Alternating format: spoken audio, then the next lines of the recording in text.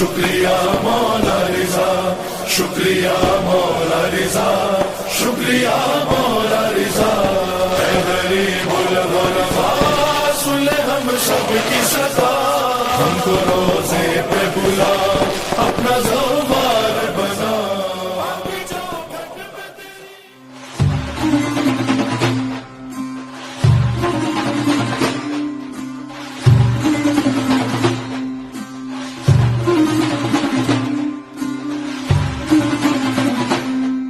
بر محمد و آل محمد صلوات اللہم صلی علی محمد و آل محمد و عجل فرجہم ولا نعتم اجمعین۔ خدا نے رحمت و نعمت ہمیں عطا کی ہے، خدا نے رحمت و نعمت ہمیں عطا کی ہے، عجب خوشی ہے کہ آمد علی رضا کی ہے۔ زمانہ دیکھ کے کہتا ہے جانشین علی، زمانہ دیکھ کے کہتا ہے جانشین علی، نظر میں فکر میں ہر سوچ مرتضیٰ کی ہے۔ بر محمد و آل محمد صلوات اللہم صلی علی محمد و آل محمد و عجل فرجہم۔ ظہور پورے نور امام علی رضا علیہ السلام مبارک ہو آپ سب کو۔ اور اسی کے ساتھ میں یہ منقبت پیش کرنا چاہوں گا کہ میرے مولا رضا، میرے مولا رضا ہے کل کے حاجت روا، ہاں کل کے حاجت روا، میرے مشکل کشا میرے مولا رضا، میرے مولا رضا، میرے مولا رضا، میرے مولا رضا۔ اور شیر قالین کا بن گیا زندہ شیر، ارے جتنے دشمن تھے سب ہو گئے پل میں زیر، آپ جو حکم دے ارے مانتی ہے قضا، میرے مولا رضا، میرے مولا رضا کل کے حاجت روا، میرے مشکل کشا میرے مولا رضا، میرے مولا رضا۔ اور ہوتا ہے دشت کشکول میں کچھ نہیں، ارے مار ڈالے نہ دنیا کے تانے کہیں، اب عطا کیجئے صدقہ مصطفیٰ، میرے مولا رضا، میرے مولا رضا کل کے حاجت روا، میرے مشکل کشا میرے مولا رضا، میرے مولا رضا۔ معرفت کی ادا کیجئے روشنی، ہر گھڑی زندگی ہو اباسلط سی، میں رہوں منتظر آپ کے لال کا، میرے مولا رضا، میرے مولا رضا کل کے حاجت روا، میرے مشکل کشا میرے مولا رضا، میرے مولا رضا۔ اور امت جد پہ نظر کرم کیجئے، سب کنیزوں کو اپنی دعا دیجئے، سر پہ چادر رکھے دل میں خوف خدا، میرے مولا رضا، میرے مولا رضا کل کے حاجت روا، میرے مشکل کشا میرے مولا رضا، میرے مولا رضا۔ اور جس نے تعویذ باندھا تیرے نام کا، جس نے تعویذ باندھا تیرے نام کا، خیرت سے سفر اس کا پورا ہوا، خود ہی مشکل بتانے لگی راستہ، میرے مولا رضا، میرے مولا رضا قل کے حاجت روا، میرے مشکل کشا میرے مولا رضا، میرے مولا رضا۔ اور روضہ فاطمہ جلد تعمیر ہو، ہے روضہ فاطمہ جلد تعمیر ہو، خواب جیسا ہے ویسا ہی تعبیر ہو، رخ سے پردہ ہٹا دیجئے اب رضا، میرے مولا رضا، میرے مولا رضا، کل کے حاجت روا، میرے مشکل کشا، میرے مولا رضا، میرے مولا رضا۔ بر محمد و آل محمد صلوات اللہم صلی علی محمد و آل محمد وعجل فرجہم۔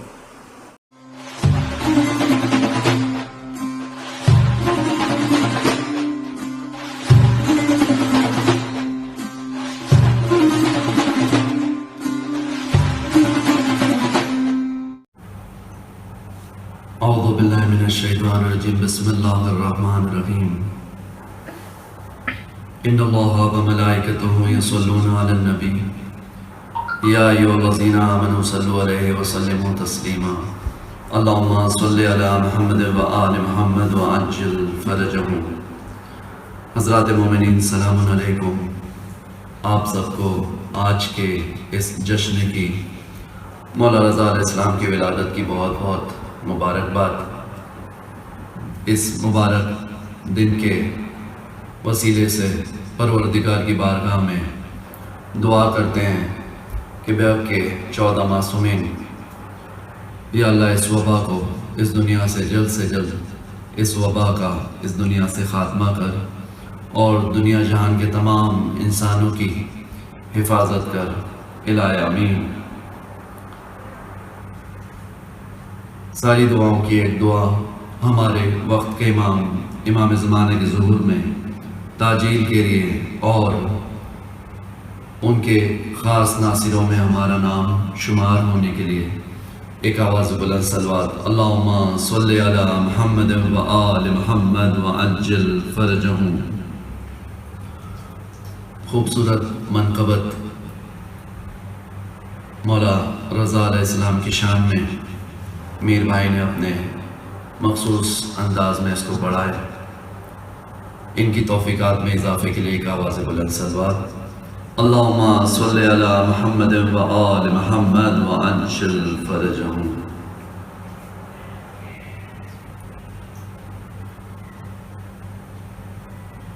یہ چوکھٹ چوم کر کی ہے دعا،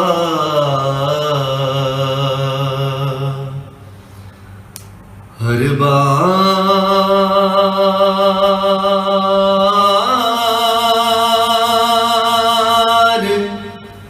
مشہد میں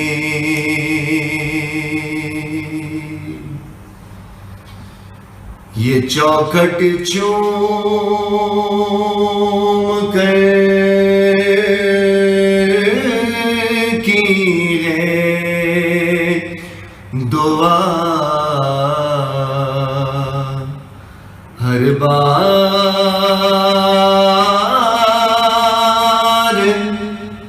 مشہد میں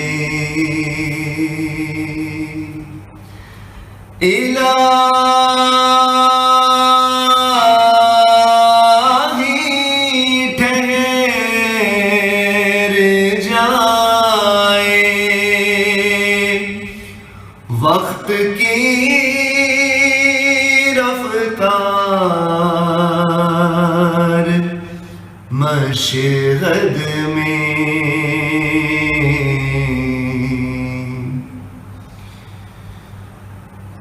جنازے تو بہت آتے ہوئے دیکھے، مگر میں نے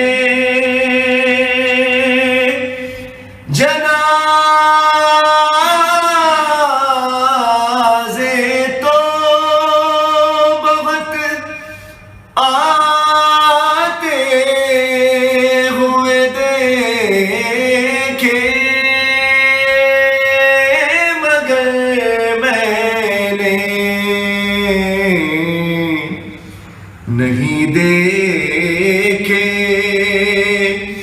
کہیں بھی موت کے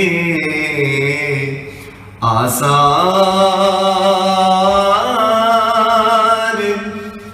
مشہد میں،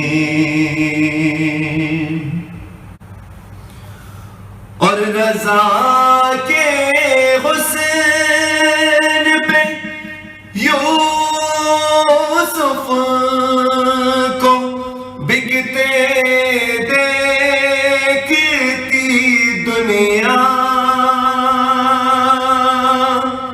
اگر ہوتا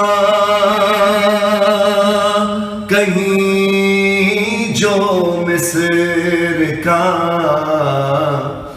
بازار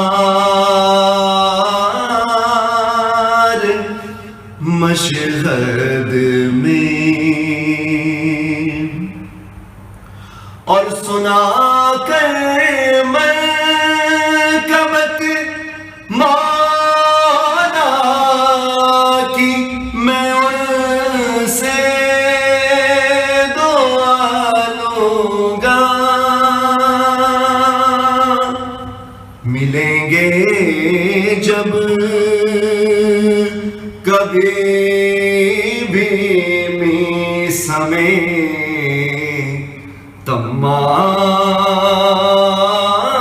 تمار مشہد میں،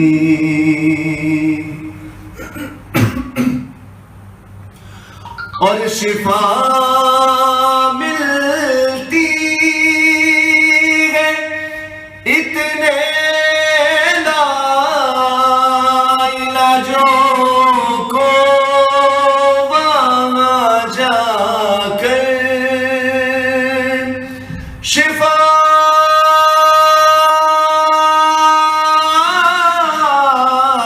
ملتی ہے اتنے لاعلاجوں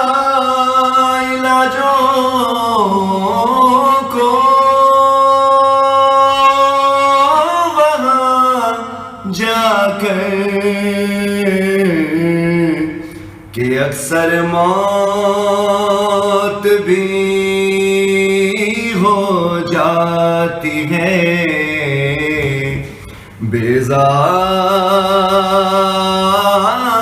بیزار مشہد میں،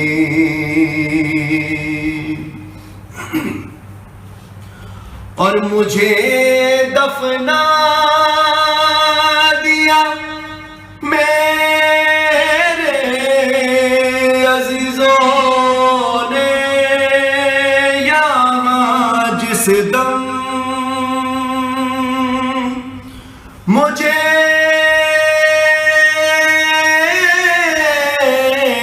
دفنا دیا میرے عزیزوں نے یہاں جس دم، اٹھا کر لے گئے مجھ کو میرے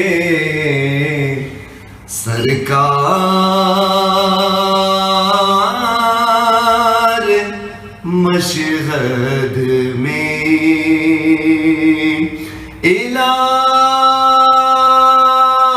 الہی ٹھہر جائیں وقت کی رفتار مشہد میں، یہ چوکھٹ چوم کر کی ہے دعا ہر بار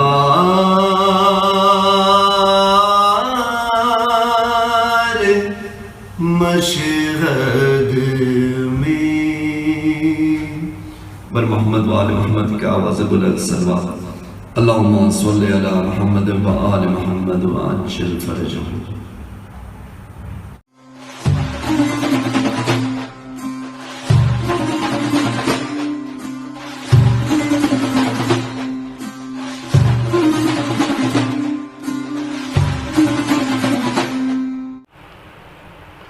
اللهم صل على محمد وآل محمد اللهم صل على محمد وآل محمد اللهم صل على محمد وآل محمد. أعوذ بالله من الشيطان الرجيم.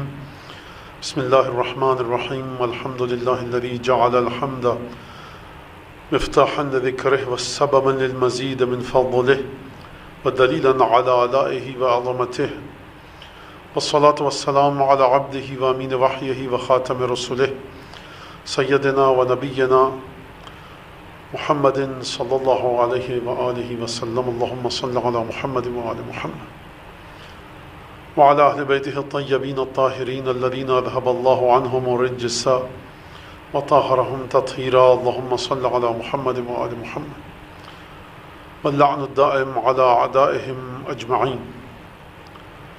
السلام عليك يا أبا الحسن يا علي بن موسى أيها الرضا راضي بالقدر والقضاء. السلام عليك يا أبا الحسن.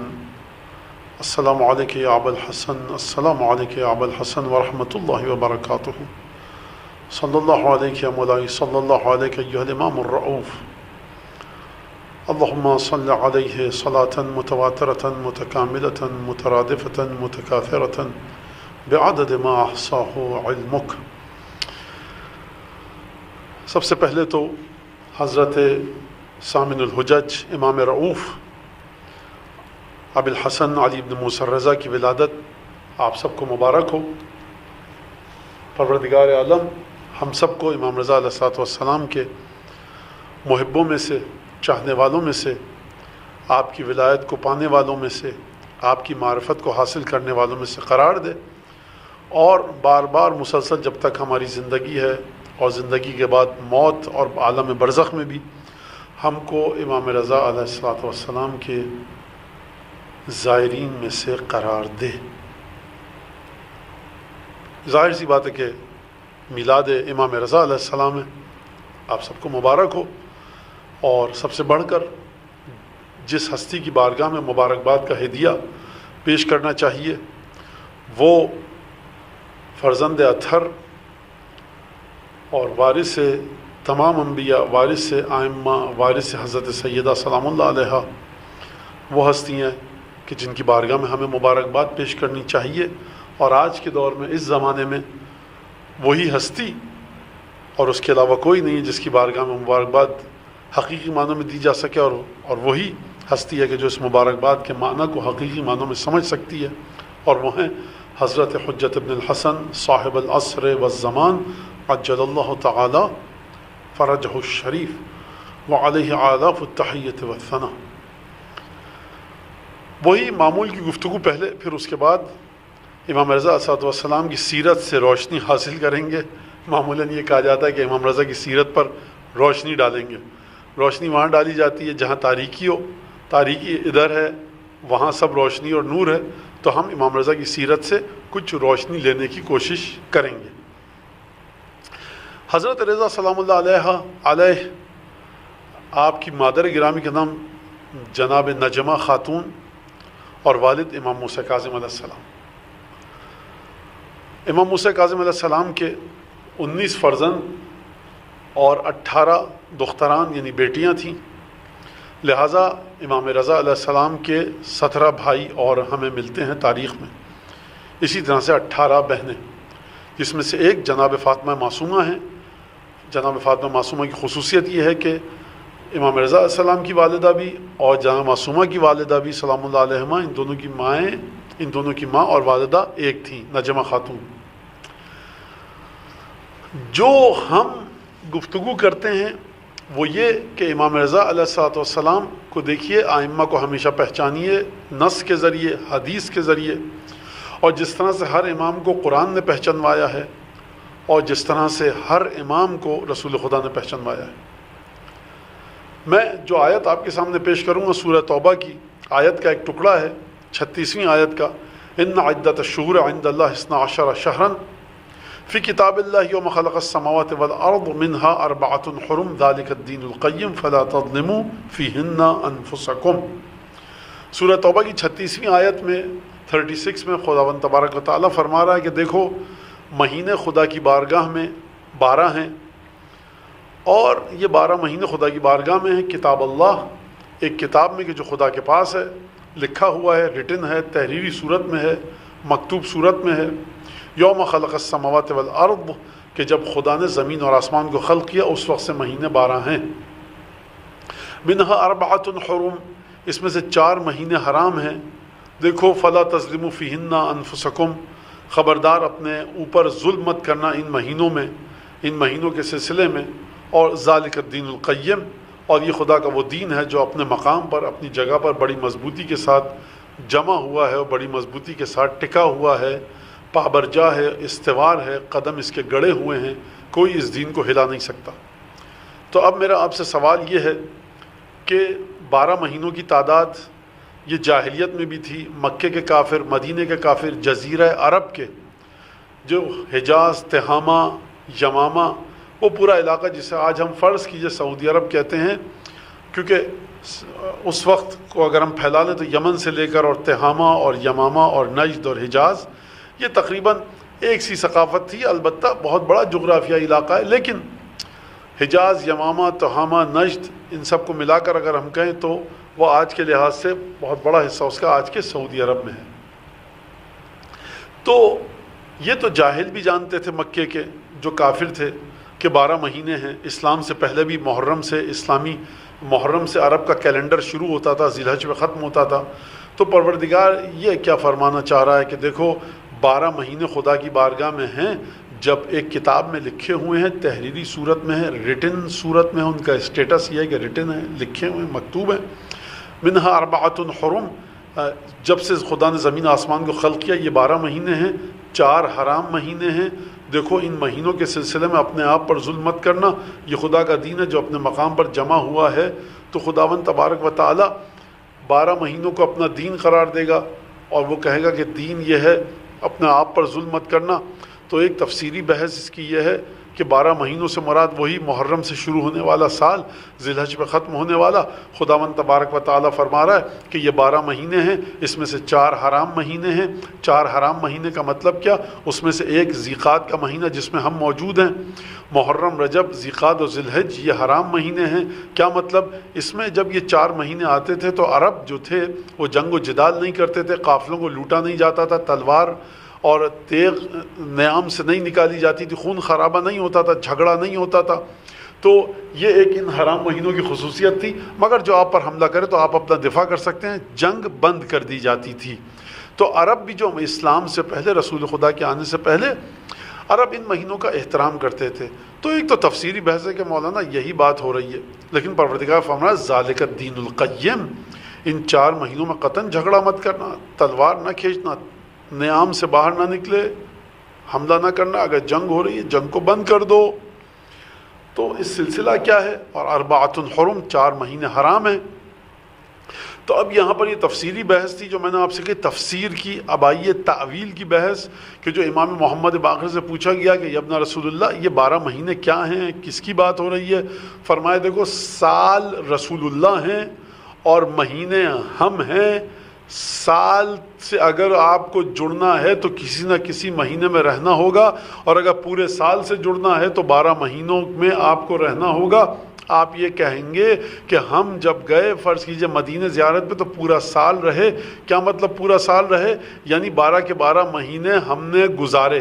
اگر ذیقعد میں گئے تھے تو آئندہ اگلے سال کے ذیقعد کو واپس آئے، تب کہا جائے گا 12 مہینے آپ وہاں پر رہے، پورا 1 سال گزارا۔ امام باقر نے اس روایت کے مطابق فرمایا کہ دیکھو مہینے ہم ہیں، سال رسول اللہ ہیں۔ جو سال سے، ایئر سے، سنہ سے، عام، سنہ، سال اس سے جڑنا چاہے، ایئر سے جو جڑنا چاہے اس کو لازم ہے کہ 12 کے 12 مہینوں سے جڑا رہے۔ تو رسول خدا کی مثال سال کی سی ہے کہ اب جو رسول خدا سے جڑنا چاہے گا اسے ان 12 مہینوں کو ماننا پڑے گا، ان 12 سے جڑنا پڑے گا، تب جا کر سال تشکیل پائے گا۔ یہ ہے تعویلی گفتگو جو امام محمد باقر نے فرمائی۔ میں اس میں تفصیل میں نہیں جانا چاہتا، اشارہ کر کے آگے بڑھ جاؤں گا۔ اب یہاں پر دیکھیے، اب منہا اربعۃ حرم، اس میں سے 4 مہینے حرام ہیں۔ کیا مطلب 4 مہینے حرام ہیں؟ امام نے فرمایا کہ ان میں جو امام جن کا نام علی ہے وہ حرام مہینے ہیں۔ کیا مطلب؟ جس طرح سے رجب، ذیقعد، ذی الحج، محرم کی ایک خاص کیفیت ہے، خاص صورتحال ہے، خاص احکام ہیں عالم غیب میں، امیر المومنین علی بن ابی طالب۔ عالم غیب میں علی ابن الحسین زین العابدین، عالم غیب میں امام ابی الحسن علی ابن موسی الرضا، عالم غیب میں امام ہادی علی ابن محمد النقی، یعنی پہلے امام، چوتھے امام، 8ویں امام اور 10ویں امام، ان کی ایک الگ خصوصیت ہے جن کے نام علی ہیں۔ تو میں نے عرض کیا 4 امام ہیں ہمارے جن کا نام علی سے شروع ہوتا ہے، یعنی علی ہے۔ تو دیکھو اب امام نے فرمایا فَلَا تَظْلِمُوا فِيهِنَّ أَنفُسَكُمْ، ان میں مہینوں میں اپنے آپ پر ظلم مت کرنا، ذَلِكَ الدِّينُ الْقَيِّمُ، یہ ہے خدا کا دین۔ اب آپ نے آیت بھی سن لی، روایت بھی سن لی۔ اب ہم یہ جو 11 ذیقات کا میلاد منانے بیٹھے ہیں، آپ کے سامنے کچھ گفتگو پیش کرنی ہے، تو یہ کس کی مناسبت سے ہے؟ یہ حضرت امام ابی الحسن علی ابن موسی الرضا علیہم الصلاۃ والسلام کی مناسبت سے ہے، یعنی امام رضا وہ ان 4 اماموں میں سے ایک ہے جن کا نام علی ہے۔ تو ایک مولا کی خصوصیت ہے، اس خصوصیت کی جانب ہم ایک حد تک اشارہ کر سکتے ہیں، کہاں وہ مقام اور کہاں ہم۔ امام رضا علیہ الصلاۃ والسلام نے امامت کے اوپر خطبہ موجود ہے کہ جو اصول کافی میں ہے کہ امام رضا علیہ السلام نے امامت پر گفتگو فرمائی۔ اسی طرح سے وہ مناظرہ موجود ہے کہ جہاں امام رضا علیہ السلام نے توحید پر گفتگو کی، کس سے کی؟ یہودی عالم کے ساتھ توحید پر مناظرہ ہوا۔ ایک محفل میں ہزاروں سینکڑوں لوگ کھڑے ہیں درباری مامون کے، وہاں پر ہندو پنڈت بھی ہے، عیسائیوں کا عالم بھی ہے، یہودیوں کا عالم بھی ہے، صابی جو صابی ہوتے تھے اسلام سے پہلے کا مذہب، ان کا عالم بھی ہے، اور وہ سب کے سب 4-5 بڑے بڑے عالم مل کر ہندوستان سے پنڈت کو بلایا گیا، وہ سب کے سب سوال کر رہے ہیں اور امام رضا علیہ الصلوۃ والسلام خدا کے وجود کو ثابت کر رہے ہیں، دلائل دے رہے ہیں۔ تو 2 یہ امام کے تقریر کا یہ خطبہ کا یہ ایک مناظرے کی صورت میں ہے، اور ایک اصول کافی میں امام رضا علیہ السلام کا کتاب الحجت میں امامت پر خطبہ ہے۔ تو وہ ایک الگ گفتگو ہے، پھر اس پر آپ عشرے بھر گفتگو کیجئے، مہینہ بھر گفتگو کیجئے۔ تو یہ میں نے آپ کے سامنے ایک بات پیش کی۔ اچھا، اب وہی طریقہ امام کی ولادت کب ہوئی امام رضا علیہ السلام کی؟ 148 ہجری میں۔ 148 ہجری کو یاد رکھیے گا، یہ کون سا سال ہے؟ جس سال امام جعفر صادق علیہ السلام کی شہادت ہوئی۔ امام صادق علیہ السلام کی شہادت کب ہوئی ہے؟ شوال میں۔ امام رضا علیہ السلام کی ولادت کب ہوئی ہے؟ ذیقعد میں۔ یعنی امام رضا علیہ السلام نے اپنے دادا کو ظاہری نگاہوں سے نہیں دیکھا، جب ولادت ہوئی تو 1 مہینے بعد امام رضا علیہ السلام کی ولادت ہوئی ہے۔ ایک تو یہ بات، اور شہادت کب ہوئی؟ 203 ہجری میں۔ لہٰذا اس کو آپ اپنے ذہن میں رکھیے۔ اب یہ سوال آتا ہے کہ امام ولادت ہوئی مدینہ میں اور شہادت ہوئی خراسان میں، ایران میں، ایران کے صوبے خراسان میں امام کی قبر مطہر کیوں ہے؟ تو جب مامون بادشاہ بنا، خلیفہ بنا ہارون کے بعد، تو پھر اس نے امام رضا علیہ السلام کو طلب کیا مرضی کے برخلاف، اور پھر امام کو طلب کر کے وہاں خراسان لے جایا گیا۔ اب اس کی وجوہات کیا ہیں؟ سیاسی وجوہات ہیں۔ حکمران بادشاہ اس طرح کے جو تھے وہ ہمیشہ چاہتے ہیں کہ تخت بچا رہے، جبکہ ہمارے ائمہ نے کبھی کسی تخت کے خلاف کھڑے ہونے کی کوشش نہیں کی۔ جب امام کو دعوت بھی دی گئی امام صادق علیہ السلام کو، تو امام نے اس خط کو جلا دیا۔ آنے والے نے کہا یا ابن رسول اللہ جواب تو دیجئے، آپ مسلح جدوجہد کے لیے تیار ہیں، مزاحمت کے لیے۔ اور آج کی اصطلاح میں نعوذ باللہ امام کی نسبت میں یہ لفظ استعمال نہیں کر سکتا، لیکن اس شخص کا کہنا تھا آج کے دور میں جو عام انسان کہتا ہے الیاذ باللہ بادشاہ کے خلاف بغاوت کے لیے تیار ہو جائیے، امام صادق علیہ السلام نے خط کو جلا دیا۔ تو لیکن بہرحال یہ بادشاہ ہمیشہ ڈرتے رہتے تھے، کیونکہ ان کو یہ علم تھا اس بات کا کہ ایک دفعہ ائمہ کو آزادی ملی تو دنیا والے دیکھیں گے ان کا زہد، تقوی، پرہیزگاری کیا پاک و پاکیزہ شخصیت ہے، تو خود بخود لوگ امام کے، ائمہ کے، اولاد جناب سیدہ کے گرویدہ ہوتے رہیں گے۔ لہٰذا کبھی قید میں ڈالا، کبھی صوبتوں میں ڈالا، کبھی ہاؤس ڈیٹینشن میں ڈالا، کبھی اپنے پاس بلا کر رکھا تاکہ لوگ ان سے جڑنے نہ پائیں۔ لیکن تاریخ گواہ ہے، سنی شیعہ تاریخ گواہ ہے اس بات پر کہ جہاں امام جاتے تھے ہمارے حتیٰ قید خانے میں، زندان میں بھیجا گیا، زندان بان امام کو اس سے محبت کرنے لگتا ہے، قید میں جو زندان میں قید خانے میں ساتھی ہیں وہ امام کا احترام کرنے لگتے ہیں۔ ایک عجیب سلسلہ ہے۔ لہٰذا ایک کے بعد دوسرا زندان، امام موسیٰ کاظم علیہ السلام کا واقعہ آپ کے سامنے ہے، تو ایک کے بعد دوسرا زندان تبدیل کیا جاتا رہا۔ لیکن بہرحال امام رضا علیہ السلام کو ہزاروں کلومیٹر کا سفر مدینے سے خراسان، مدینے سے آپ بصرہ آئے اور کوفے سے پہلے آپ ایران کے اندر داخل ہوئے، اہواز سے ہوتے ہوئے قم آئے، قم کے بعد آپ نے پورا رستہ طے کیا، سبزوار، نیشاپور، خراسان، اور اس کے بعد مرو یعنی طوس یعنی مشہد مقدس جو آج ہے وہاں پر آپ رہے۔ بادشاہ کے ساتھ ولی عہدی کی پیشکش ہوئی، وہ پھر ایک الگ موضوع ہے کہ امام نے ٹھکرا دیا، لیکن جب زبردستی کی گئی اور پھر امام کو یہ دھمکی دی گئی امام موت سے نہیں ڈرتے، لیکن خدا کے حکم کے مطابق امام نے مان لیا، اور یہ امام کے لیے فضیلت نہیں تھی۔ جب اس سے کہا، اصرار کیا، امام نے کہا کہ تو کیسے دے سکتا ہے؟ اگر یہ حق ہمارا ہے خدا کی جانب سے تو تو کیوں دے رہا ہے؟ اگر یہ تیرا حق ہے تو تو مجھے کیوں منتقل کر رہا ہے؟ اور اگر تیرا حق نہیں ہے تو تو کس بات پر مجھے منتقل کر رہا ہے؟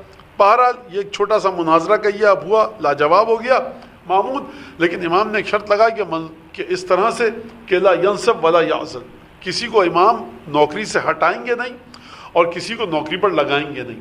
یہ امام نے جملہ کیا کر بتا دیا کہ ہم نے اپنی دلی خواہش کے مطابق ولایت عہدی کو قبول نہیں کیا۔ شأن امام یہ نہیں ہے کہ کسی غیر معصوم سے کسی عہدے کو قبول کرے۔ یہ توجہ رکھیے گا آپ اس بات پر کہ کوئی آ کر کہ ہم آپ کو ولایت عہدی دے رہے ہیں اپنی، امام کسی کا ولی عہد نہیں بن سکتا، امام سوائے امام معصوم کے کسی اور کا جانشین نہیں بن سکتا، لہذا یہ بات آپ اپنے ذہن میں رکھیے۔ تو امام کی ولادت ہوئی 148 ہجری میں اور 203 ہجری میں شہادت ہوئی زہر سے جو مامون نے دیا تھا۔ اب یہاں پر امام رضا علیہ السلام کے حوالے سے ایک اور بات ہم کہیں کہ حدیث اللہ ہے کہ جو امام حسین علیہ السلام کی ولادت کے موقع پر پروردگار عالم نے ایک ہرے رنگ کی تختی تھی نہایت نورانی جو عالم غیب سے جبرائیل لے کر آئے تحفے کے طور پر مولا حسین کی ولادت کی مبارکباد دینے کے لیے۔ جناب ختمی مرتبہ رسالت مآب رسول اللہ صلی اللہ علیہ وآلہ وسلم نے وہ تختی جناب سیدہ کو تحفے میں دی، اس میں 11 امیر مومنین سے لے کر امام زمانہ تک کے نام تھے اس تختی میں، اور خصوصیات تھی ایک ایک دو سطروں میں 2 لائنوں کے اندر، ایک لائن کے اندر۔ تو وہ تختی جناب جابر ابن عبداللہ انصاری نے جناب سیدہ کی بارگاہ میں جب شرف یاب ہوئے تو اس تختی کو دیکھا اور روایت نقل کی۔ یہ روایت 2 طرح سے آئی ہے ہمارے پاس، غیر معصوم کے طریقے سے دیکھیے تو جابر ابن عبداللہ انصاری، اور معصومین کے طریقے سے دیکھیے جس سند میں معصومین ہیں وہ امام محمد باقر علیہ السلام۔ اس تختی میں ہر امام کے بارے میں کچھ خصوصیات موجود تھیں۔ جابر کے پاس جب امام باقر کا واقعہ اچھا رہے گا ذرا جلدی سے یہ بھی واقعہ سنا دوں کہ جب گئے تو امام جناب جابر ابن عبداللہ انصاری فرماتے ہیں کہ میں نے ایک تختی دیکھی، شہزادی کی بارگاہ میں گیا اور میں نے مبارکباد دینی چاہی تو میں دیکھا شہزادی کے ہاتھوں میں ایک تختی ہے۔ اچھا، اب لوگوں کے ذہن میں سوال آئے گا کہ جابر گھر میں داخل کیسے ہوئے جناب سیدہ کی خدمت میں؟ تو دیکھیے شہزادی کی بارگاہ میں شرفیاب ہونے کی اجازت صرف اس کو تھی کہ جس کو رسول سے اجازت ملے اور امیر مومنین اجازت دیں، اور جلیل القدر صحابیوں کو اجازت تھی کہ سیدہ کی بارگاہ میں جائیں اور سیدہ کی خدمت میں حاضر ہوں۔ سلمان ہیں، ابو ذر ہیں، عمار یاسر ہیں، مقداد ہیں، جابر بن عبداللہ انصاری ہیں، جناب بلال حبشی ہیں، یہ خلص اصحاب، خاص اصحاب جناب شہزادی کونین جناب سیدہ کی بارگاہ میں حاضر ہوتے تھے، شرفیابی کی اجازت ملتی تھی، وہ بھی خاص موقعوں پر جب جناب سیدہ سے کوئی گفتگو کرنا چاہیں، رسول خدا بھیجیں سلمان جاؤ، عمار جاؤ میری بیٹی سے یہ کہو، اب رسول خدا حکم دے رہے ہیں تو وہاں جا رہے ہیں۔ تو یہ بات ہمارے بچیوں کے ذہن میں رہے۔ گئے، دیکھا تختی کا، شہزادی یہ کیا ہے؟ شہزادی نے واقعہ سنا ہے کہ میرے بابا کے پاس یہ تختی آئی ہے اور حسین ابن علی کی ولادت کے موقع پر اس میں میرے شوہر اور میرے شوہر کے بعد جو 11 بچے ہیں، 11 اولادیں ہیں، امام حسن سے لے کر امام زمانہ تک ان کے نام ہیں، ان کی خصوصیات ہیں۔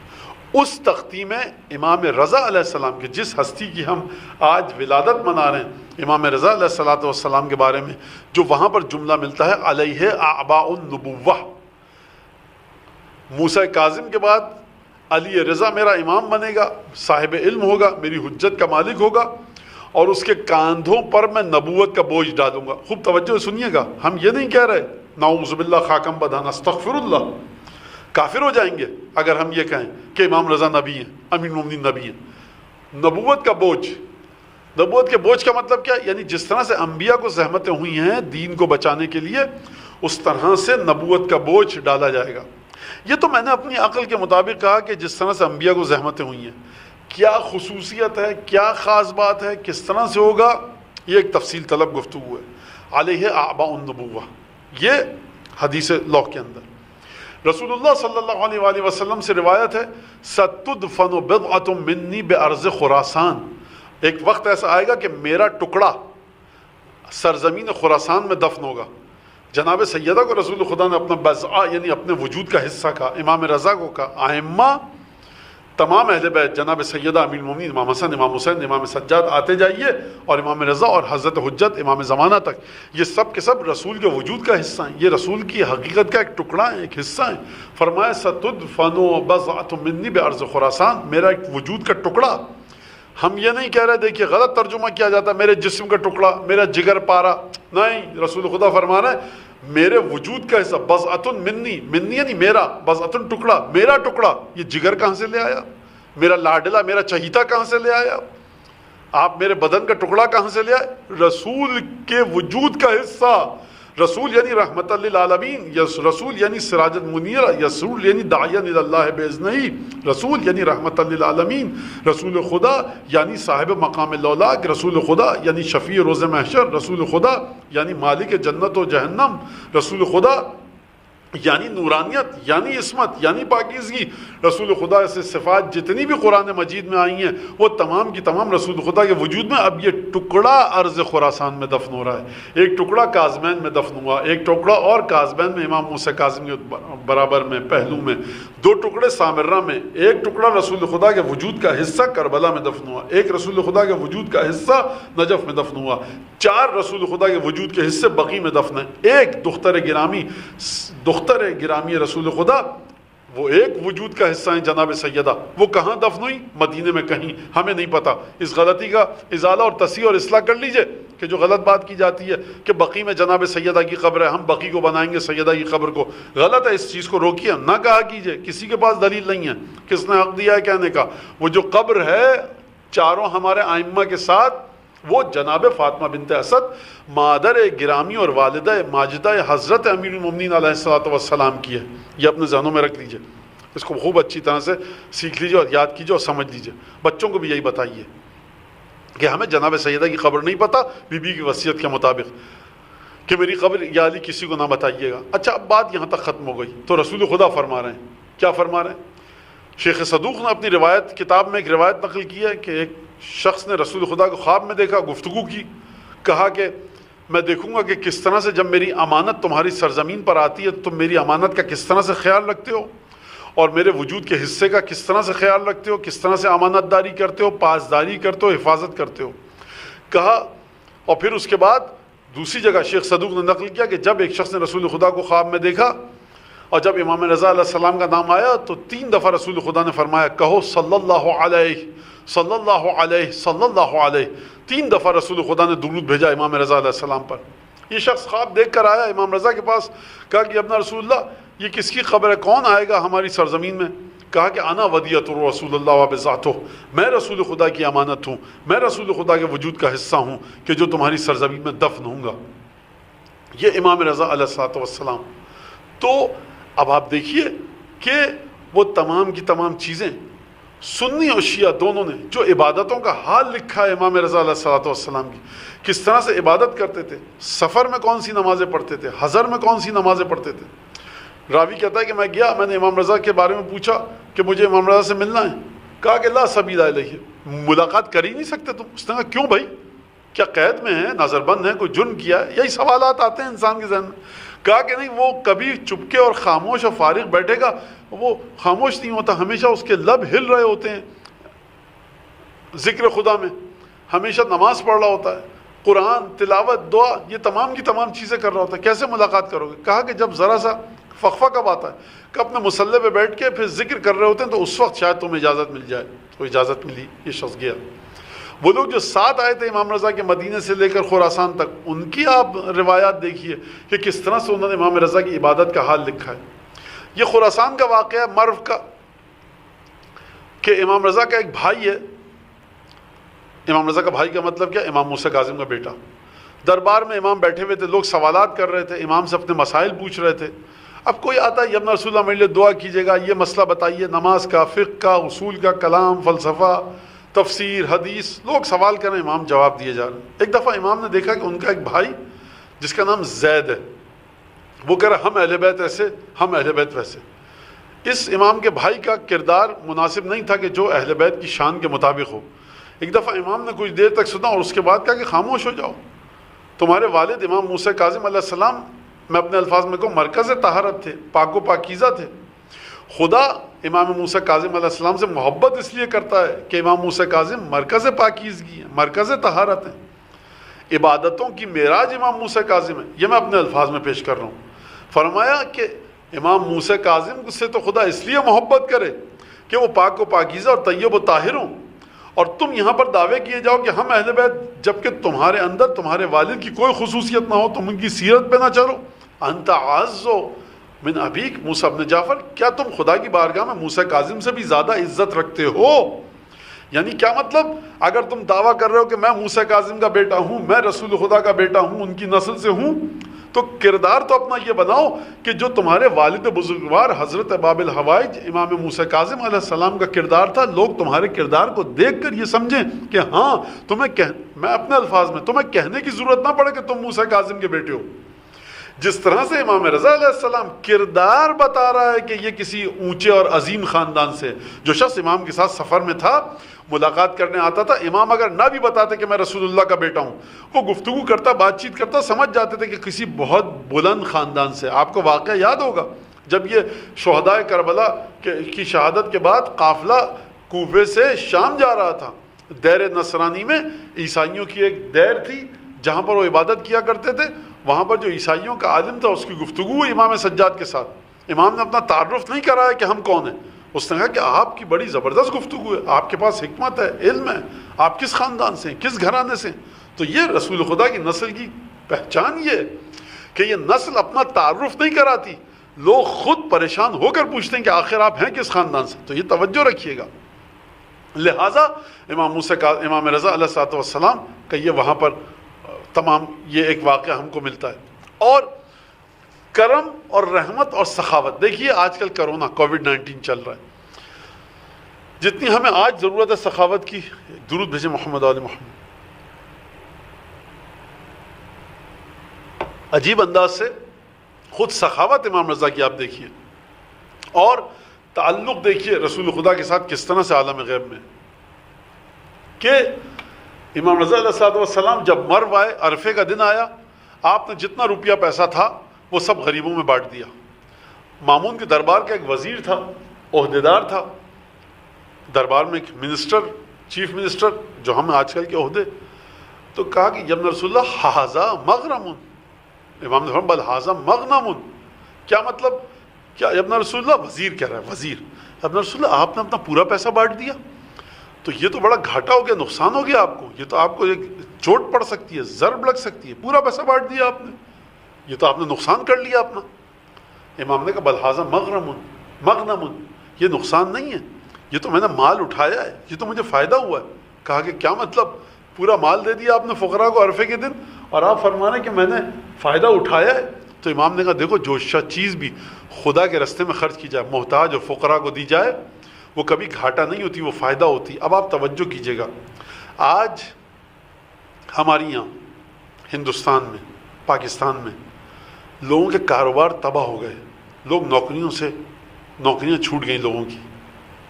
کیا ہمارے ہندوستان اور پاکستان میں یا جہاں جہاں مومنین ہیں وہ واقعاً سخاوت کر رہے ہیں؟ جو اطلاعات آتی ہیں وہ یہ کہ جس پیسے والے کے پاس جائیے، ارے آج کل بڑے حالات خراب ہیں. اگر آپ کے حالات خراب ہیں، روپیہ پیسہ نہیں ہے صدقہ دینے کے لیے مومنین کو، تو ٹھیک ہے، لیکن اگر آپ نے جھوٹ بولا تو یاد رکھیے قیامت میں امام رضا علیہ السلام آپ کے دشمن ہوں گے. امام رضا علیہ السلام اور آپ کی اس کنجوسی و بخل کی وجہ سے آپ کا کوئی برادر مومن مشکل میں گرفتار ہو جائے، آپ کر سکتے تھے اور آپ نے نہیں کیا، امام رضا علیہ السلام حساب لیں گے، یہ دولت ختم ہو جائے گی. میں اس واقعے پر تھوڑی سی گفتگو کروں. امام رضا علیہ السلام دیکھیے کہاں پر امام نے صدقہ خیرات کیا، مرو میں. مرو کہاں پر ہے؟ خراسان میں. امام کب آئے خراسان؟ 200 ہجری میں. شہید کب ہوئے؟ 203 میں. تو یہ انہی 3 سالوں کے درمیان ہے. اچھا اب مجھے آپ یہ بتائیے کہ یہ لوگ جو امام سے صدقہ خیرات لینے کے لیے آئے تھے، خوب توجہ کیجیے گا، اپنے امام کی عظمت کو سمجھیے، اور ذرا سا وہ پیسے والے لوگ جو ہندوستان اور پاکستان برصغیر انڈو پاک میں کنجوسی کر رہے ہیں، اور ایک بہت بڑی تعداد جھوٹ بول رہی ہے کہ پیسہ نہیں ہے، بہت حالات خراب ہیں، اور ایک تعداد ہے جو سچ بول رہی ہے، واقعاً اس کی نوکری اور کاروبار خطرے میں ہے، سب کچھ ختم ہو چکا ہے. تو جو جھوٹ بول رہے ہیں وہ خود جانتے ہیں ہم جھوٹ بول رہے ہیں، جو سچ بول رہے ہیں وہ جانتے ہیں ہم سچ بول رہے ہیں، اور ان سے بہتر ان کا امام جانتا ہے، ان کے معصومین پنجتن جانتے ہیں، خدا جانتا ہے۔ لہٰذا جو شخص مدد کر سکتا ہے برادر مومن کی اور نہیں کر رہا، اس کا مال برباد ہو جائے گا۔ یہ میرا وعدہ نہیں ہے، امام کا وعدہ ہے۔ ما من عبد یبخل، کوئی بندہ خدا کا ایسا نہیں ہے کہ کنجوسی کا مظاہرہ کرے اس جگہ پر جہاں اس کو پیسہ خرچ کرنا ہے، الا، مگر یہ کہ جب کنجوسی کرو گے تم جہاں پیسہ خرچ کرنا ہے تو خدا کئی گنا اس پیسے سے زیادہ تم سے خدا کے گناہ میں، غلط کام میں خرچ ہوگا۔ تمہیں یقین ہے کہ خدا پسند، خدا کو محبت ہے اس کام میں پیسہ خرچ کرنے سے، کر ڈالو پیسہ خرچ۔ اگر نہیں کیا، امام فرما رہے ہیں کہ تمہارا پیسہ غلط کام میں خرچ ہوگا۔ انکم ٹیکس والے آئیں گے، زبردستی کا ٹیکس لگا کے چلے جائیں گے۔ کوئی شخص آئے گا گینگسٹر، وہ آپ سے ویکلی جو پیسہ لیتا ہے، جو آپ اس کو برائب دیتے ہیں، جو ٹیکس دیتے ہیں زبردستی کا، غنڈہ گردی کی وجہ سے، آپ 1 لاکھ روپیہ آپ نے بچایا غریب کو دینے کی وجہ سے، 4 لاکھ جائے گا اس گنڈے کے لیے کے پاس آپ کا۔ پولیس والا آ جائے گا رشوت لینے کے لیے، کوئی فائن لگ جائے گا، کچھ ہوگا، اس سے کئی گنا پیسہ جائے گا۔ یہ امام کا وعدہ ہے، جو سن رہا ہے سن لے اچھی طرح سے۔ اس میں کوئی تکلف کی بات نہیں ہے کہ ہم کہیں نہیں بہت اچھے مومنین، کہاں اچھے مومنین؟ جو اچھے ہیں وہ اچھے ہیں، اور جو جھوٹ بول رہے ہیں، بچا رہے ہیں اپنی دولت کو، کنجوسی کر رہے ہیں، ان کو بھی خدا دیکھ رہا ہے، سب کو خدا دیکھ رہا ہے۔ دیکھ رہا ہے کون بیواؤں کی مدد کر رہا ہے، کون یتیموں کی مدد کر رہا ہے، اور کون کنجوسی کا مظاہرہ کر رہا ہے، گھٹیا پن، اوچھی حرکت کر رہا ہے، سب خدا کو پتہ ہے۔ نہ ہم یہاں، میں امام زمان نعوذ باللہ خاکم بدہن علیہ باللہ نہیں ہوں، امام جانتے ہیں، ہمارا کام ہے قانون بتانا۔ خیر، اب آپ بتائیے کہ 3 سال امام رہے مرو میں، 3 سال رہے مرو میں۔ اچھا، جدی پشتی شہر کون سا ہے امام کا؟ مدینہ، مدینہ ہے نا، امین المومنین جناب سیدہ سب مدینہ میں تھے، امام حسن، امام حسین، اور پھر جدی پشتی شہر ہے مدینہ۔ تو مجھے یہ بتائیے، مدینہ میں امام کے چاہنے والے زیادہ ہوں گے یا خراسان میں؟ ابھی 3 سال ہوئے ہیں، بادشاہ نے اپنے محل کے برابر میں ایک جگہ دی ہوئی، امام نے کہا ہم مسجد میں رہیں گے، تو ہر ایک پر کڑی نگرانی بھی ہے کہ کوئی اس طرح سے امام کے پاس نہ جائے ملاقات کے لیے۔ تو یہ بتائیے کہ وہ شہر جہاں امام پردیسی ہیں، اجنبی ہیں، امام کا دیس نہیں ہے، کوئی علی ولی اللہ، اشہد ان لا الہ الا اللہ و اشہد ان محمدن عبدہ و رسولہ و اشہد ان علی ولی اللہ، یہ کوئی کلمہ نہیں پڑھتے وہاں اکثر لوگ، لیکن امام نے اپنا پورا مال ان کو صدقے میں دے دیا۔ تو اب آپ دیکھیے کہ یہ وہ جگہ امام صدقہ اور خیرات کر رہے ہیں کہ جہاں پر اکثر لوگ امام کو امام برحق نہیں مانتے، صرف رسول خدا کا بیٹا مانتے ہیں، امام منصوص نہیں مانتے۔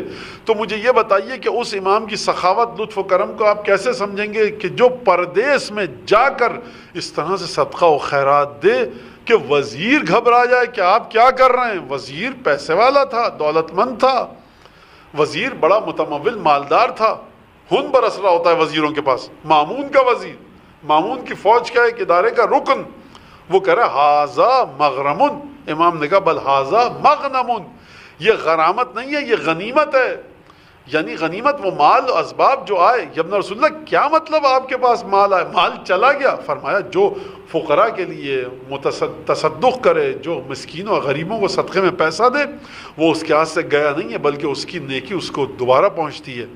کیا تمہیں یہ نہیں پتا؟ پھر امام نے ایک اور مقام پر جملہ ارشاد فرمایا کہ کیا تمہیں نہیں پتا کہ صدقہ وہ جو صدقہ ہوتا ہے، اب میں اس واقعے کو پہلے بتا دوں کہ امام کے پاس ایک شخص آیا، امام رضا صاحب مجلس میں موجود تھے مدینہ میں، کہا کہ ابن رسول اللہ مصدری من الحج، حج سے واپس لوٹ رہا ہوں، وانا من محبیک و محب آبائک، میں آپ کا محب ہوں، چاہنے والا ہوں، اور آپ کے باپ دادا سے محبت کرتا ہوں۔ میرا پیسہ ختم ہو گیا، لہٰذا مجھ پر میری درخواست ہے کہ انت تصدق علیہ، اور تاکہ مجھ پر صدقہ دیں، کچھ پیسے دیں مجھے، تاکہ میں سفر کر کے اپنا گھر جا سکوں۔ جب اپنے گھر پہنچوں گا، اب ظاہر سی بات ہے کہ آن لائن ٹرانسفر تو ہوتا نہیں ہے کوئی، اور ہنڈی، حوالہ، یہ سب پیسے تو جا نہیں سکتے، لہٰذا اب میں واپس تو نہیں آ پاؤں گا، 1400 سال پہلے کا واقعہ ہے، لہٰذا وہ جو آپ پیسے دیں گے، اتصدق عنکم، میں آپ کی طرف سے اپنے شہر میں جا کر صدقہ دے دوں گا، میرے پاس پیسہ میرے شہر میں پڑا ہوا ہے، سفر میں نہیں ہے۔ تو امام نے کہا اجلس رحمک اللہ، خدا کی رحمت ہو تجھ پر نازل، بیٹھ جا۔ بیٹھا رہا وہ۔ جب مجلس اٹھ کے چلی گئی اور مجلس میں تمام لوگ چلے گئے، تو امام نے کہا کہ این الخراسانی، وہ شخص جو آ رہا تھا، خراسان جا رہا تھا، وہ کہاں پر ہے؟ کہا کہ ہاں یا ابن رسول اللہ میں یہاں پر ہوں. تو امام نے دروازے کی اوٹ سے اس کو پیسہ دیا، تھیلی دی، کہا کہ دیکھو یہ پیسہ خرچ کرو اور اپنے گھر پہنچ جانا. اس نے لیا، شکریہ کیا، اور لا تتصدق عنی، میری طرف سے صدقہ مت دو، تمہارا مال ہو گیا، میری طرف سے صدقہ دینے کی ضرورت نہیں ہے، خرچ کرو اس کو سفر میں اپنے. جب وہ چلا گیا تو وہاں پر ایک شخص بیٹھا تھا امام کے ساتھ مجلس میں، محفل میں. اس نے ابن رسول اللہ آپ نے خیر کیا، اچھے کام کیا، صدقہ دیا اس کو، لیکن یہ دروازے کی اوٹ کے پیچھے سے میں نہیں سمجھا کہ آپ نے دروازے کی اوٹ کے پیچھے سے پیسے دیے اس کو. جو پوٹلی تھی، تھیلی تھی، جو کسنا کہیے یا بٹوا کہیے ہماری زبان میں، زنبیل، وہ آپ دروازے کی اوٹ سے کیوں دی پیچھے سے؟ اور امام نے جملہ کہا کہ یہاں سے چلے جاؤ، فلا اراک ولا ترانی، نہ تم مجھے دیکھو نہ میں تم کو دیکھوں. یا ابن رسول اللہ یہ کیوں کہا آپ نے؟ اس ساتھی نے پوچھا، دوست نے پوچھا، صحابی نے پوچھا. امام نے فرمایا کہ لا ارى ذل السؤال فی وجہ، تاکہ میں مانگنے کی ذلت اور شرمندگی کو اور اس جھیپ کو اور اس حیا کو، اس شرم کو، اس جھجک کو اس کی آنکھوں میں نہ دیکھ سکوں. جب انسان کسی کے آگے ہاتھ پھیلاتا ہے تو اس کی آنکھوں میں شرمندگی کی کیفیت ہوتی ہے. میں نہیں چاہتا تھا کہ یہ میری آنکھوں میں دیکھے پوٹلی دیتے وقت اور میں اس کی آنکھوں میں دیکھوں، یہ میرے چہرے کی طرف دیکھے. اور میں نے کہہ دیا کہ نہ تم مجھے دیکھو نہ میں تمہیں دیکھوں، چلے جاؤ یہاں سے اور اپنے سفر کی طرف راہ لو، تاکہ میں اس کی آنکھوں میں سوال کی ذلت، شرمندگی اور حیا کے آثار نہ دیکھوں. عجیب جملہ ہے. ابو حبیب نباجی کہتا ہے کہ میں نے خواب میں دیکھا کہ میں رسول خدا کی بارگاہ میں ہوں، تشریف فرمائے رسول خدا، اور ایک طبق ہے، سینی ہے، کشتی ہے ایک چھوٹی سی، اس میں رسول خدا کے سامنے خرمے اور رطب کھجور رکھے ہوئے. کھجور کون سے؟ سیحانی، ایک خاص قسم کے کھجور. نبی کریم تناول فرما رہے، میں نے کہا رسول اللہ اعطنی، مجھے بھی دیجئے. رسول خدا نے رسالہ مآب نے دست مبارک کو بڑھایا اور پورے اپنے دست مبارک میں کھجور و خرمے بھرے اور مجھے دیے. فعادت، تو میں نے اس کو گنا تو میں نے دیکھا کہ 18 تھے. فتعاولت ان اعیش 18 سنہ، تو میں نے تعبیر یہ کی جاگنے کے بعد کہ میں 18 برس زندہ رہوں گا، میں 18 برس زندہ رہوں گا. یہ تعبیر خواب کی، خواب میں دیکھا. یہ شخص امام ابو حبیب نباجی، یہ امام رضا کے زمانے کا واقعہ. خواب دیکھا رسول خدا کو کھجور دیے. کہتا ہے کچھ زمانہ گزرا، کچھ عرصہ گزرا، کچھ مہینے گزرے، میں باغ میں تھا، تو میں باغ میں کام کر رہا تھا، اپنی زمینوں پر پھاوڑا، بیلچا، کدال سے سب محنت کر رہا تھا. تو مجھے پتہ لگا امام رضا ہمارے گاؤں میں تشریف فرما ہوئے ہیں. میں نے ہاتھ منہ دھویا جلدی سے اور کدال وغیرہ پھینکی اور گیا امام کے پاس، امام کی بارگاہ میں. تو میں نے دیکھا کہ امام کے پاس کھجور رکھے اسی طرح سے سیحانی، ہو بہو جس طرح سے رسول خدا کو خواب میں دیکھا تھا اسی طرح سے میں نے دیکھا کہ طبق میں، کشتی میں، سینی میں وہ کھجور رکھے. میں نے کہا یا ابن رسول اللہ اعطنی، اے امام رضا مجھے کچھ دیجئے. امام نے اپنا دست مبارک بڑھایا، بھرا اور مجھے دیا. میں نے دیکھا 18 کھجور تھے. خواب میں بھی رسول خدا نے 18 کھجور دیے. میں نے دیکھا مجھے بھی امام رضا نے 18 کھجور دیے. یہ سنی شیعہ دونوں نے اس واقعے کو لکھا ہے. میں نے کہا یا ابن رسول اللہ، اے مولا کچھ اور کھجور دیجئے. اب یہ چاہ رہا ہے کہ 18 برس سے زیادہ مجھے زندگی مل جائے. تو امام رضا نے فرمایا اس نے خواب دیکھا ہے کئی مہینے پہلے، امام کو نہیں بتایا، امام ابھی تشریف فرما ہوئے ہیں. امام نے کہا لو زادک رسول اللہ لزدناک، اگر ہمارے جد رسول اللہ تمہیں خواب میں زیادہ دیتے تو ہم بھی تمہیں زیادہ دیتے. یعنی دونوں کا ہاتھ 18 کھجور. اب آپ دیکھیے یہ عجیب معجزہ ہے، عجیب معجزہ ہے، عجیب سلسلہ ہے یہ. تو اس طرح سے امام رضا صلی اللہ علیہ وسلم کی شخصیت. اور امام نے فرمایا کہ صدقۃ السر، جب وہ واقعہ ہوا پوٹلی والا دروازے کے پیچھے سے دیا تو آپ نے وہاں پر یہ حدیث ارشاد فرمائی کہ اما تعلم، کیا تمہیں یہ نہیں پتا کہ ان صدقۃ السر تعدل 70 حجۃ، جو شخص چھپ کے صدقہ کرتا ہے وہ 70 حج کے برابر اس کو ایک صدقے کا ثواب ملتا ہے. وہ لوگ سنیں اس وقت، ایک آٹے کی بوری پہنچا دینا، ایک بکرا ذبح کر کے اور اس کا گوشت بانٹ بنا کر تمام جگہوں پہ مومنین کے گھروں میں پہنچا دینا آج کل. اور اگر کوئی مومن نہیں لیتا صدقہ سمجھ کے تو نظر امام کیا کر دیجئے آپ اس کو. نظر امام تو اس کو لینا پڑے گا، مرتا کیا نہ کرتا. وہ نظر امام نہیں لے گا تو کہاں جائے گا. نظر امام کیا کر دیجئے. جو سید ہیں آپ کے محلے میں، غیر سید ہیں، سب کو کہیے امام کی نظر ہے، صدقہ نہیں ہے، امام کی نظر ہے، اور امام کی بارگاہ میں ہم ثواب لے رہے ہیں، ثواب کما رہے ہیں. تو نظر تو تبرک میں تو ہر شخص صف میں قطار میں کھڑے ہو کر تبرک لیتا ہے. تبرک بھی صدقہ ہے لیکن امام کے نام کا. امام حسن کا دسترخوان صدقہ ہے، امام حسن کا صدقہ ہے. ہم کیا کہتے ہیں، ہمارے بہت سے بڑے بوڑھے بزرگ کیا کہتے تھے کہ یا ابن رسول اللہ، امام حسن امام حسین کا کچھ صدقہ ہم کو دے دیجئے، کچھ جناب سیدہ کا صدقہ ہم کو دے دیجئے. کیا مطلب؟ یہ وہ صدقہ نہیں ہے جو توہین کا باعث ہو. یہ جناب سیدہ کے نام پر صدقہ مل رہا ہے، اس سے بڑھ کر بابرکت چیز کوئی ہو نہیں سکتی. لہٰذا خوب توجہ کیجیے گا، صدقہ سر چھپ کر جو صدقہ دیا جائے تعدل 70 حجتاً، 70 حجوں کے برابر ہے وہ. اور پھر امام نے فرمایا الْمُذِيعُ بِالسَّيِّئَةِ مَخْذُولٌ، جو شخص گناہ کرے، حرام کام کرے، بد اخلاقی والے کام کرے، جس سے امام ناراض ہوں، خدا ناراض ہوں، امام رضا ناراض ہوں علیہ السلام، تو امام نے فرمایا وہ جو گناہ کرے اور گناہ کو سب کو بتائے. ارے ہم تو ہمیشہ مزے سے تھیٹر میں جاتے ہیں، سینما میں، ہم تو اس جگہ پہ جاتے ہیں، ہم تو وہ نجس چیز پی لیتے ہیں، ہم تو جوا کھیل لیتے ہیں، ہم فلاں جگہ پہ جاتے ہیں، وہ کیا لطف آتا ہے. امام یہ نہیں فرما رہے کہ حرام کام کرنا گناہ کا باعث ہے، وہ تو ہے. امام فرما رہے ہیں دیکھو گناہ اگر کرو اور سب جگہ پھیلاؤ بڑے دھڑلے کے ساتھ، سینہ تان کر گردن کو اکڑا کر کے کہ ہم وہاں جاتے ہیں، ارے بڑا لطف آتا ہے، بڑی اچھی چیز ہے. امام نے فرمایا کہ ذلیل ہو جائے گا وہ شخص، بے یار و مددگار چھوڑ دیا جائے گا، اس کا کوئی حامی اور مددگار نہیں رہے گا. یہ امام رضا کی حدیث. اور پھر آپ دیکھیے ہمارے ائمہ صرف نماز روزہ نہیں سکھاتے بلکہ ان کے کردار میں ہم کو ایسی چیزیں ملتی. فرمایا صدیق کل امرئ عقلہ وعدوہ جہلہ، ہر شخص کا بہترین سچا اور پکا دوست اس کی عقل ہوتی ہے، اور اس کا بدترین دشمن اس کا جہل ہے، اس کی نادانی ہے، اس کی حماقت ہے، جو وہ چیزیں نہیں سیکھ پا رہا. تو آپ دیکھیے کہ امام رضا علیہ السلام کس طرح سے، اور جو چیز ہمیں ملی، علماء بتاتے ہیں کہ نماز جعفر طیار پڑھنا امام رضا کے حرم میں اس کا بہت اجر ہے، ثواب ہے، اور اس کی خاصیت ہے. تو یہ جو نقل ہوتا ہے امام رضا کے تمام چیزوں میں کہ نماز جعفر طیار آپ روزانہ ادا فرماتے تھے. نماز جعفر، امام معصوم ہے لیکن نماز جعفر طیار ادا فرما رہے ہیں روزانہ. کس طرح سے نفل پڑھتے تھے، کس طرح سے نماز تہجد پڑھتے تھے، کس نماز میں 30 دفعہ قل اللہ پڑھتے تھے، اول وقت کس طرح سے ادائیگی کرتے تھے نماز کی، مغرب کی نماز کیسے پڑھتے تھے، عشاء کی نماز کیسے پڑھتے تھے. تو ہمارے امام کا دشمن گواہی دے کہ جب امام لے کے گئے ہم علی ابن موسیٰ رضا کو، ہم جب علی رضا کو موسیٰ کاظم کے بیٹے کو لے کر آئے، ہم مدینے سے چلے بصرہ پہنچے، بصرے کے بعد ہم نے موڑا اپنے راستے کو اور ہم اہواز میں داخل ہوئے، سرزمین فارس اور سرزمین ایران میں، اور اس کے بعد سے ہوتے ہوتے ہم خراسان، سبزوار، نیشاپور سے ہوتے ہوئے خراسان پہنچے.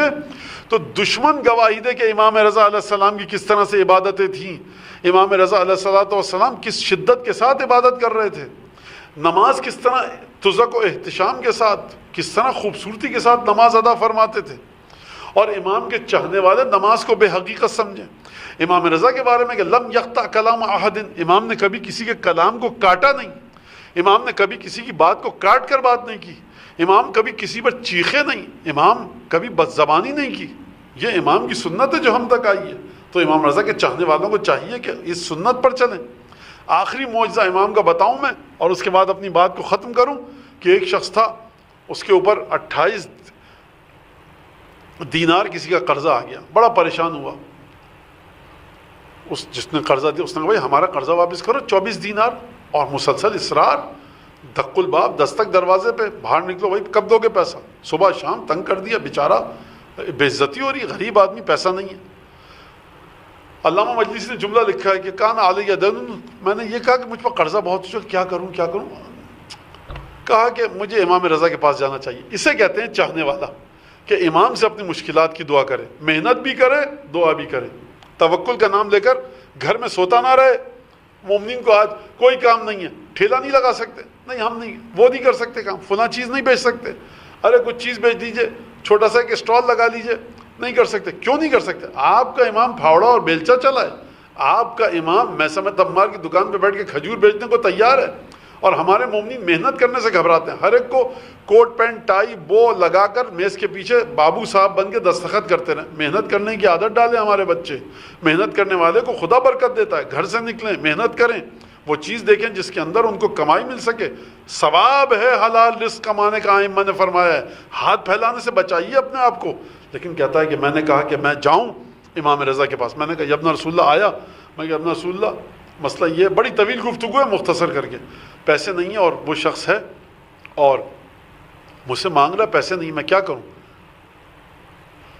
روزے کا وقت تھا، امام نے بٹھایا، افطار کا وقت ہوا، لوگ چلے گئے.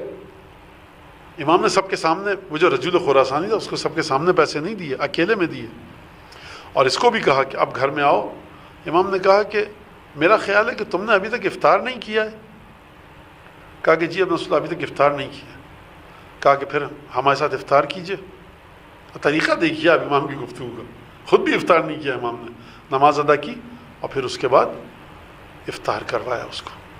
جب وہ کھانا وانا کھا چکا تو اس نے بتایا. امام نے کہا ٹھیک ہے. خوب توجہ کیجیے گا، گفتگو ہو رہی. امام نے کہا اچھا ٹھیک ہے. کہا ابن رسول اللہ، بہار کی روایت میں ہے، امام نے کہا اچھا رات کا وقت ہو چکا ہے، رکو گے یا جاؤ گے ہمارے پاس؟ آج کی رات ٹھہرو گے یا جاؤ گے؟ کہا مولا ان قضیت حاجتی فالانصراف احب الی. اگر آپ میرا کام ہو جائے تو مجھے زیادہ پسند یہ ہے کہ میں چلا جاؤں. یہ باادب صحابی ہے، یہ نہیں کر نہیں ابن رسول اللہ مجھے جانا ہے. امام کی بات کے آگے کیسے بات کرو گے تم؟ کہا اگر میرا کام ہو جائے تو مجھے یہ پسند ہے کہ میں چلا جاؤں. یہ امام سے یہ نہیں کہہ رہا کہ میں رکوں گا یا نہیں رکوں گا. خوب توجہ کیجیے گا، ادب اور نزاکت کا پہلو، خیال کی نزاکت اور حسن لغت، انتخاب الفاظ کو دیکھیے آپ. امام نے کہا ٹھیک ہے اچھا صحیح ہے جاؤ. ہمارے الفاظ میں کہ مولا تمہارے ضامن ہو، خدا حافظ. اچھا ایک توشک اٹھاؤ، گدا اٹھاؤ اور اس کے نیچے پوٹلی ہے، اس میں وہ پوٹلی تمہاری ہے، لے جاؤ. کیا میں نے پوٹلی اٹھائی، خدا حافظ، ہاتھ وغیرہ چومے ہوں گے یقیناً. امام کا چاہنے والا ہے. باہر نکلا تو اب 24 دینار سونے کے سکے مجھ پر قرضہ تھا. یہ کہتا ہے.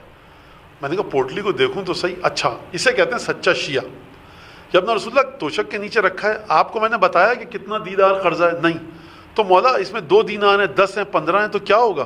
ایمان ہے کہ میرا امام وہ ہے جو دل کے حالات پڑھتا ہے اور گدے کے نیچے کب سے پیسے رکھے ہیں امام کے پاس ابھی آیا ہے. امام سے اس نے بات پوری بتائی نہیں ہے، کب سے امام نے پیسے، جب یہ گھر سے چل رہا تھا تو امام نے ایک مقدار رکھ دی تھی. یہ دیکھیے گا آپ، توجہ کیجئے. پوٹلی لے کر کہتا میں گیا. میں نے کہا گنوں تو صحیح. روشنی ایک جگہ تھی، ہماری زبان میں اسٹریٹ لائٹس، پیسے والے اپنے گھر کے باہر چراغ وغیرہ لگا دیتے تھے. تو میں نے دیکھا تو وہ 48 درہم تھے. میری کتنی تھی ضرورت؟ 24 درہم، 24 دینار سونے کے سکے. وہ تھے 48 یا 45. تو میرے ہاتھ میں جو پہلا سکہ آیا سونے کا، اس پر لکھا ہوا تھا کہ تمہاری ضرورت ہے 24 دینار، یہ اس کو دینا، باقی تمہارے خرچے کے پیسے ہیں. درہم سکے پر لکھا ہوا ہے، کھدا ہوا. کہتا ہے جب میں گھر گیا میں نے اپنا قرضہ دیا، اس سکے کو ڈھونڈ رہا تھا، وہ سکہ کہاں گیا؟ وہ سکہ مجھے نہیں ملا. اور ان سکوں میں سے ایک سکہ کم بھی نہیں ہوا تھا. ہو سکتا ہے وہ سکہ جس پر لکھی ہوئی تھی وہ تحریر گر گیا ہو. کہتا ہے سکے بھی پورے تھے، وہ تحریر غائب ہو چکی تھی. یہ ہیں ہمارے اور آپ کے امام ابو الحسن علی ابن موسیٰ الرضا صلوات اللہ وسلام علیہ. امید ہے کہ حضرت حجت اس تقریر کو اپنی بارگاہ میں شرف قبولیت سے نوازیں گے. امام رضا علیہ الصلوۃ والسلام ہم سب کے لیے دعا کریں. اور دعا ہے کہ جو لوگ اس تقریر کو سن رہے ہیں، بعد میں سنیں گے، ان کی دلی حاجتوں کو پروردگار بحق حضرت امام ہما الامام الرؤوف علی ابن موسیٰ الرضا صلوات اللہ وسلام علیہ ہماری اس تقریر کو قبول فرمائیں. دعا فرمائیں ہمارے لیے حضرت حجت کے دل سے. ہم امام رضا کی قسم دیتے ہیں خدا کو، ہر دکھ کو دور فرمائے، ہر خوشی عطا فرمائے. جن مومنین کی وجہ سے، جن لوگوں کی وجہ سے یہ مجلس اور یہ درس، یہ تقریر آپ تک پہنچ رہی ہے، ان کے لیے دعا کیجئے کہ خدا ان کو صحت سلامتی عطا فرمائے، ان کے گھر میں امام رضا کی برکتیں نازل ہوں، ان کی نسلوں میں تا قیامت کے لیے طہارت، پاکیزگی، ولایت آل محمد کی باقی رہے. تمام مرحومین و مرحومات جو لوگ سن رہے ہیں ان کے تمام مرحومین و مرحومات کی مغفرت فرمائے، برزخ کی مشکلات سے دور فرمائے. جو لوگ تنگ دست ہیں، نادار ہیں، قرضدار، پریشانات، بے اولاد، بے روزگار، امام رضا کے صدقے میں ان کی مشکلات دور ہوں. پروردگار جو لوگ مومنین کی مدد کر رہے ہیں ان کے مال میں برکت عطا فرما. جو لوگ مومنین کی مدد نہیں کر رہے، کنجوسی سے کام لے رہے ہیں، تو فرشتہ کہتا ہے، امام نے فرمایا ان کا مال ضائع ہو جائے. میں نہیں کہہ رہا، فرشتہ کہتا ہے روایت کے مطابق. پروردگار ہمیں طول عمر صحت و سلامتی کے ساتھ عطا فرما، تیرے دین پر چل کے تیرے دین کی خدمت کر سکیں. امام زمانہ کی بارگاہ میں مبارکباد پیش کرتے ہیں. اللہم کل ولیک الحجۃ ابن الحسن صلواتک علیہ وعلی آبائہ فی هذه الساعة وفی کل ساعة ولیا وحافظا وقائدا وناصرا ودلیلا وعینا حتی تسکنہ ارضک طوعا وتمتعہ فیہا طویلا. جب کسی زمیندار جاگیردار پیسے والے کے یہاں کوئی خوشی ہوتی ہے تو وہ اپنے حقیر ترین نوکر کو بھی انعام دیتا ہے اور اپنے سب سے بڑے نوکر کو بھی. تو آج امام زمانہ کی خوشی ہے, جناب سیدہ کے گھر کی خوشی ہے, تو ہم نوکر تو نہیں ہیں لیکن حقیر ترین چاہنے والوں میں سے ہیں. تو یہ دنیاوی رئیس زادوں کی نوابین کی کا یہ طریقہ ہوتا ہے راجاؤں کا رجواڑوں میں کہ وہ اپنے چاہنے والوں کو کچھ نہ کچھ عیدی دیتے ہیں. تو ہم بھی چاہنے والے ہیں امام رضا علیہ السلام کے, قسم دیتے ہیں امام رضا کو کہ جناب سیدہ کو کہ ہمیں کوئی عیدی جناب سیدہ اپنی بارگاہ خاص سے عنایت فرمائیں. سب سے بڑی عیدی ہے کہ ہمارے تمام گناہوں کی مغفرت و معاف فرمائیں. ہمارے تمام ذوی الحقوق والدین اعزہ اقربا جن جن کا ہم پر حق تھا ان کے گناہوں کی مغفرت و برزخ میں ان کے لیے تمام مشکلات ہٹ جائیں اور ہمیں وہ تمام برکتیں جسمانی روحانی ایمانی اور مالی حاصل ہوں کہ جو اہل بیت علیہم الصلوۃ والسلام کی ولایت کے صدقے میں ہم کو ملیں.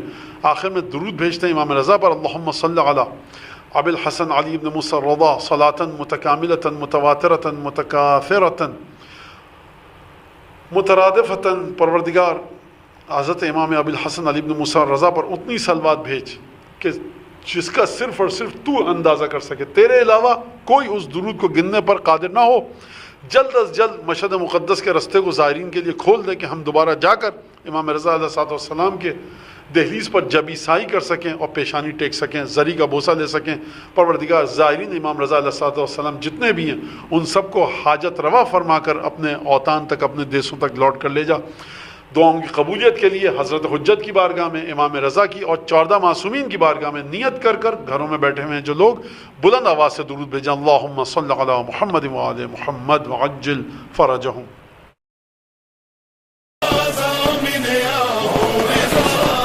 شکریہ مولا رضا, شکریہ مولا رضا, شکریہ مولا رضا, شکریہ مولا رضا. اے غریب الغربا سن لے ہم سب کی صدا, ہم کو